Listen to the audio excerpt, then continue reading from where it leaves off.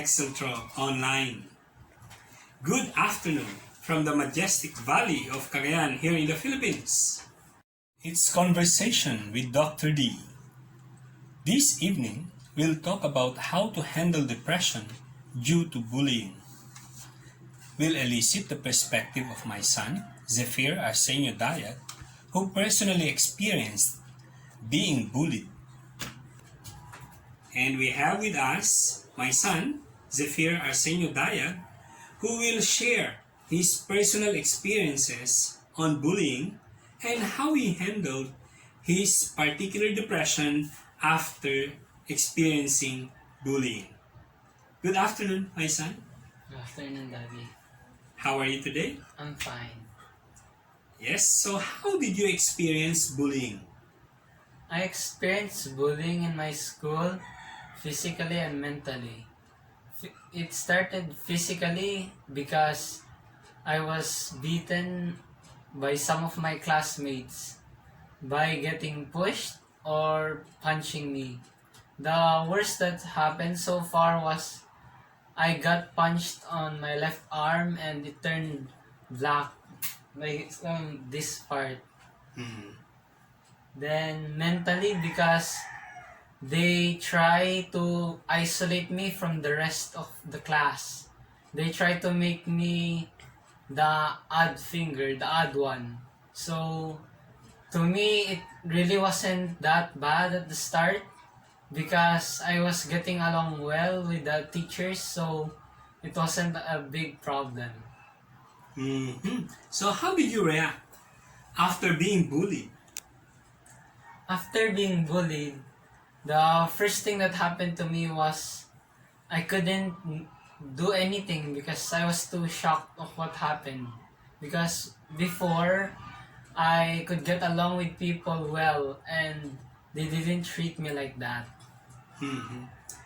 For the viewers, just for context, I brought my family to Oman with me in 2015 and we stayed there for 4 years. So, have you not experienced bullying in Oman, particularly in Sohar City? I have, but it wasn't as bad as what happened here. So what did you experience in Oman? Kindly share your account on it. What I experienced in Oman in bullying, it was mostly about calling names and taking things, but it didn't last long.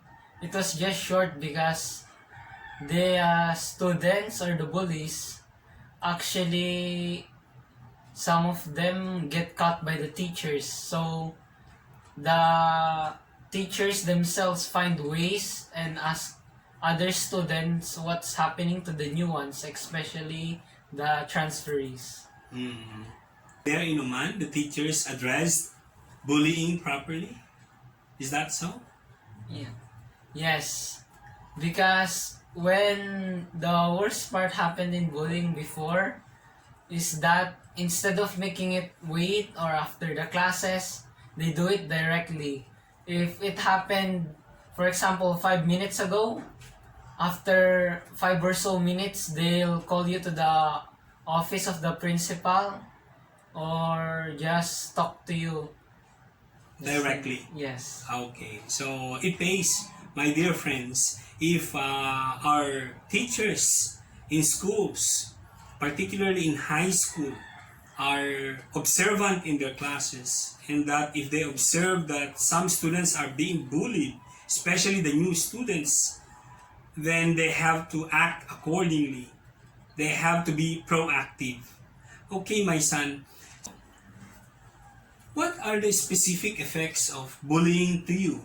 When it started, if you're getting bullied, you don't really see the effects after the bullying. Because when you get bullied, all you can think about is the destruction that's happening to you, and you don't realize that you begin to worry more about what they're gonna treat you, what they think about you. Because when you're getting bullied, they aim to destroy yourself, what's inside, not what's surrounding you. Because the best thing you can have when you're getting bullied so that you won't get affected that much is to have a good friend. But because I was a transfer, I didn't have one. Also, I got low marks in some of my quizzes because my priority was not studying when I was getting bullied. It was what will happen to me later after the class, tomorrow. And because of that, I let my studies off. I didn't know what the important was, what was my priority because I was getting bullied. And I only realized it when it was actually after the school, when it was about to finish. Because I realized that when we had a class party, most of the time I think that I'm alone, but actually it was just me because I thought that because I'm the transferee, I thought I was the only one that's being bullied. So when I was getting lower grades than before, after that I also lost the will to go to school because I thought, what's the use of going to school when you're just gonna get treated like that? And because of that, I couldn't focus. Okay.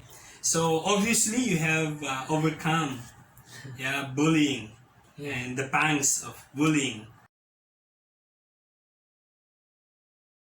Okay, my son Zafir, how did you overcome depression due to bullying? When I was depressed because of bullying, I didn't really know what to do. It seemed like hours, then the hours turned to days, then weeks, then months. Then I reached the point that I couldn't handle it anymore, so I thought of committing suicide. When I was about to do it, I remembered the Bible. When I saw the Bible and I remembered my parents, I knew that it wasn't right to do what I thought I was gonna do. I overcame it because I prayed to God and read the Holy Bible. Thanks to God and the Holy Bible, I'm back to the right path. Fellow parents, we have to be wary of the behavior of our kids. Okay, very good, my son, and I commend you for that. Yeah, basically, we do need the guidance of the Almighty, and of course, rest assured that your mom and your dad are just here for you. Yeah, at any time you can talk to us about it. What are the other things that helped you overcome bullying? My habits in praying because I never stopped praying because of the attitude I gained from when we were in Oman because we were always told to pray if we have troubles or anything we just pray to God. So because of that it helped greatly. Also because of my participation in the chess group in our school because in that it actually helped me because that's where I actually found one of the good friends that helped me. In addition, my parents, specifically my mother, helped me overcome depression because daily she monitors me, asks me what happens in school, and doesn't stop because she realized that my attitude was changing. It wasn't the same as before. So she kept on asking me over and over again until I finally told her what was happening. Yes, our dear friends, for the parents, please observe the behavior of your children, of your kids. If you observe that there's a change in their behavior, you have to talk to them. Make sure that you communicate with them. Because whether you like it or not, you have the greatest influence in their lives still. So when they go home, you have to talk to them, follow them up, yeah, follow up what happened in school, ask them how they behaved in school, ask them how they were treated by their teachers, ask them how they were treated by their classmates. Of course, it's important that we advise them if they tell us their particular problems, like bullying now. If they tell you that they are being bullied, either physically or emotionally, then definitely you have to do your part. So, Zephyr, my son, how did your parents help you overcome bullying? My parents helped me overcome bullying by starting to ask me what was happening in my school. They kept asking me daily, then it was getting annoying until the point that I showed them what happened to my arm. Then, because my mother was the first one I showed it to, when my dad got home, she told my dad to write a letter to my advisor because of what happened.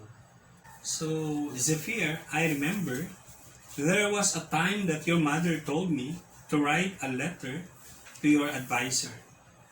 Did it help? It helped a lot because after I gave that to my advisor, she told it to the whole class and most of the bullies stopped bullying me.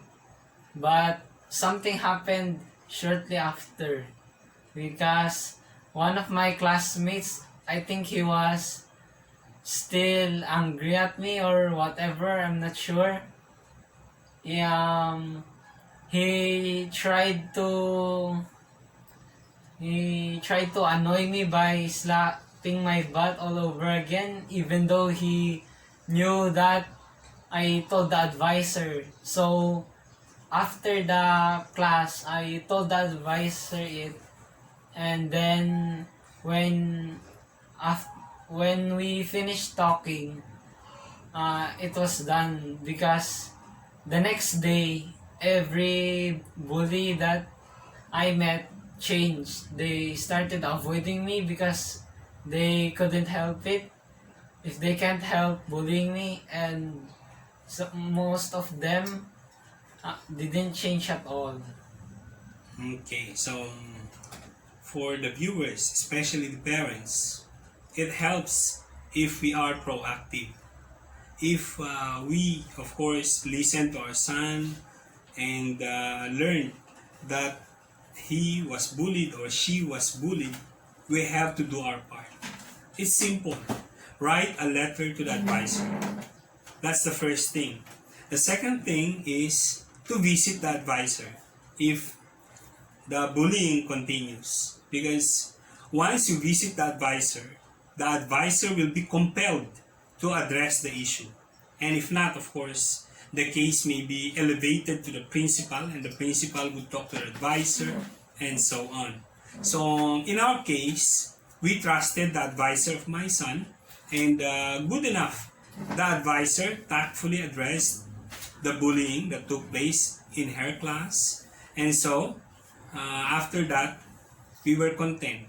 And we are glad, of course, that bullying was stopped in her class, of course. Yeah.